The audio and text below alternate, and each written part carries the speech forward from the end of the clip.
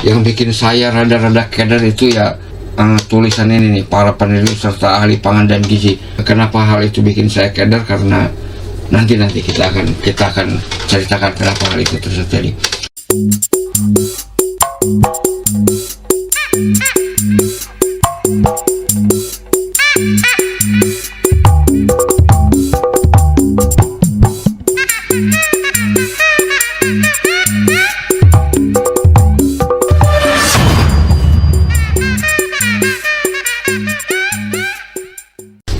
Bismillahirrahmanirrahim.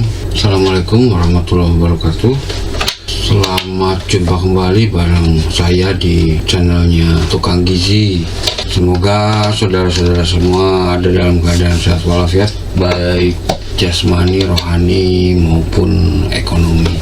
Kali ini saya lagi memegang sebuah buku yang menurut saya sangat istimewa. Ini bukunya. Judulnya adalah Sehat dengan Makanan Berkhasiat, yang dikata pengantari oleh Bapak Ali Komsan, Guru Besar Pangan dan Gizi Institut Pertanian Bogor. Ini nih, buku ini terbilang buku tua karena terbit sekitar tahun 2006, tepatnya November 2006. Penerbitnya adalah buku Kompas. Penulisnya bermacam-macam, maksudnya terdiri dari banyak penulis. Ada Profesor Dr. Ali Komsan tentunya, kemudian ada juga Profesor Dr. Eke Winarno, ilmuwan senior Pusat Pengembangan Teknologi Pangan IPB dan Guru Besar Fakultas Teknologi Pertanian FATEPA IPB. Selanjutnya ada pula Posman Sibuya. Beliau ini adalah Lektor Kepala Jurusan THP Teknologi Hasil Pertanian Unika Santo Thomas, Sumatera Utara, Medan. Lalu ada Neti Widyastuti, peneliti yang bekerja di BPPT. Pokoknya penulisnya udah ngetop-ngetop lah. Ada juga Waluyo Suryo Dibroto, Guru Besar Ilmu Gizi Fakultas Kedokteran Indonesia, serta mungkin kalau saya yang paling saya kenal adalah, bukan yang paling saya kenal, yang saya kenal adalah Nurfi Afriansah. Beliau adalah peneliti pada Pusat Litbang Gizi dan Makanan Depkes RI. Ini Lutfi Afriansah ini memang top banget lah kalau menurut saya. Selain karena penulisnya yang luar biasa, banyak tokoh-tokoh, banyak pakar yang notabene ilmu gizinya, keilmuan gizinya itu memang sudah ngelotok di luar kepala banget ya. Bukan di luar kepala enggak ingat, tapi memang di luar kepala memang sudah benar-benar, kalau dalam bahasa Jawa mungkin kaum perguruan pesantren levelnya level sus. Bahasan yang diangkatnya sebenarnya sederhana saja, yaitu tentang sayur dan buah serta beragam tanaman berkhasiat lainnya. Yang menarik bagi saya itu salah satunya, dan ini yang membuat saya suka kegeeran. Nanti dulu, buku ini dari sisi materi memang beragam, meskipun ya kurang bisa membuat kenyang. Bukan apa-apa, karena memang pada dasarnya buku ini adalah kumpulan dari artikel-artikel yang pernah diterbitkan di koran Kompas. Di belakang di sini ada sumber naskah, bisa dilihat sumber naskah ini dari berbagai macam artikel yang semuanya tepatnya pernah terbit di koran Kompas. Tapi meskipun kurang bikin kenyang karena dari seperti clipping lah, hanya artikel-artikel di koran, tidak terlalu mendalam banget, namun ini isinya beneran kaya. Ini mengupas berbagai macam buah, dari mulai mengkudu, nanas, pisang, kemudian jambu biji, ekstrak anggur merah, advokat, buah merah, sari buah delima, manfaat pepaya, wah dan macam-macam.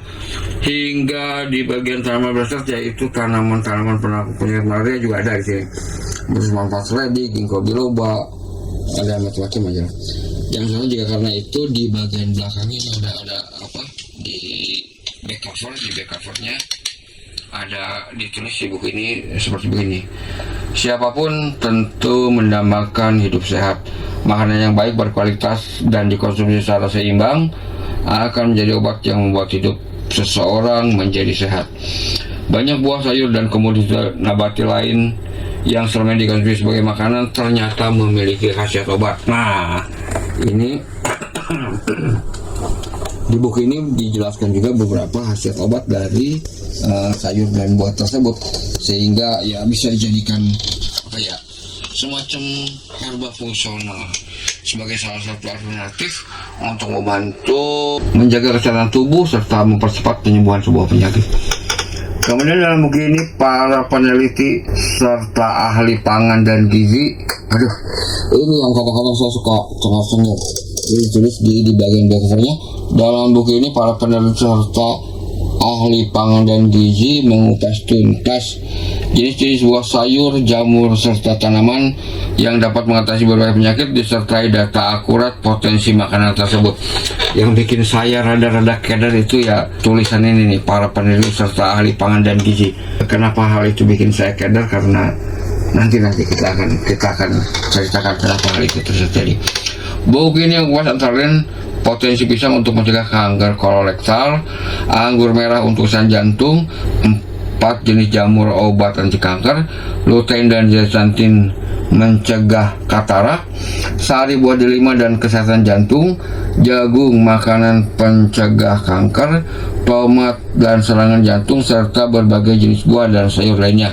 Buku ini pantas dimiliki dan dibaca oleh segenap anggota keluarga serta siapa saja yang peduli akan kesehatan dirinya. Ini benar banget, saya setuju banget. Tetapi yang di atas nanti dulu. Saya berharap ini kata tulisannya Bapak Profesor Ali Komsan. Saya berharap setelah membaca buku ini Anda dapat menjadi agen perubahan di dalam diri Anda sendiri dan juga bagi keluarga Anda menuju ke pola makan yang lebih sehat. Pola makan sehat adalah garansi bahwa Anda akan mendapatkan hidup yang lebih berkualitas serta jauh dari penyakit. Nah itu.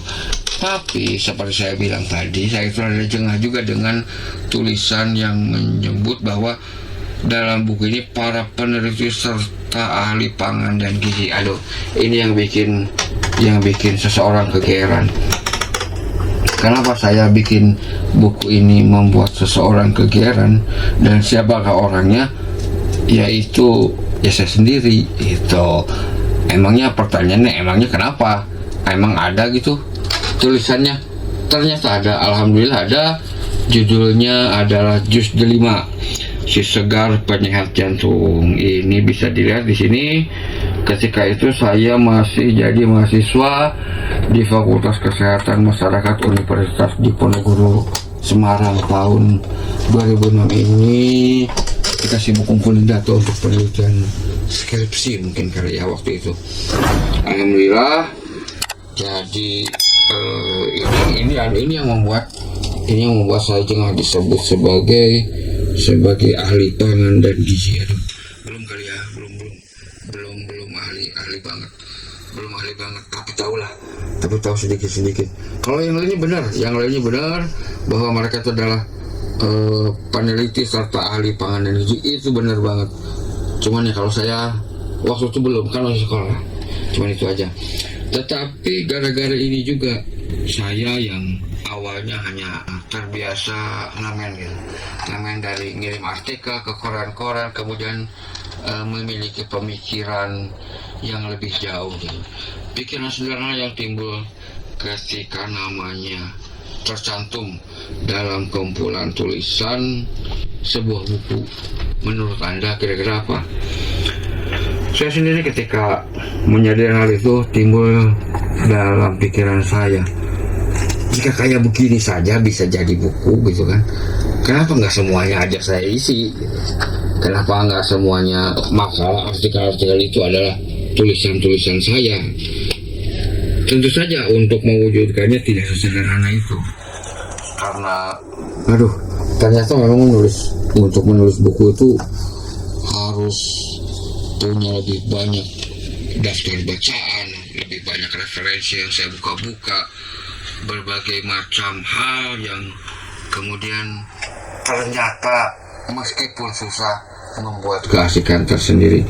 Jadi dengan kalian ini, buku ini adalah salah satu buku yang membuat saya kemudian berpikir untuk menulis buku, meskipun sebelumnya tidak pernah ada dalam benak saya kepikiran untuk bisa menulis buku, untuk mampu menulis buku. Tapi karena buku ini, alhamdulillah kemudian beberapa buku saya terbit, saya terpacu dengannya. Terima kasih sekali kepada penerbit buku Kompas yang telah berbaik hati menerbitkan tulisan artikel saya di Kompas menjadi sebuah karya kompilasi. Sangat-sangat terima kasih, dan ini adalah buku paling istimewa yang saya miliki, yang telah mendorong saya untuk menjadi penulis buku. Mungkin segitu aja dulu tentang buku ini. Soal kehebatannya, ini meskipun tahun 2006, tapi insya Allah ini awet banget ini ilmunya. Benar-benar luar biasa, nggak akan mengecewakan. Kalau Anda memiliki buku ini, insya Allah Anda tidak akan kecewa. Buku ini sangat bermanfaat sebagai referensi tambahan, terutama bagi Anda yang menjadi pegawai, atau mahasiswa, atau dosen, atau apalah, yang berminat dengan pangan dan gizi dan serta khasiat yang ada di dalamnya. Buku ini asik banget. Begitu aja dari saya, semoga ada manfaatnya. Lebih kurangnya saya mohon maaf kalau ada benarnya itu dari Allah semata, dan andai ternyata ada salahnya, sesungguhnya itu adalah kebodohan saya belaka. Ya, assalamualaikum warahmatullahi wabarakatuh. Semoga kita bisa bertemu kembali di lain waktu. Assalamualaikum warahmatullahi wabarakatuh.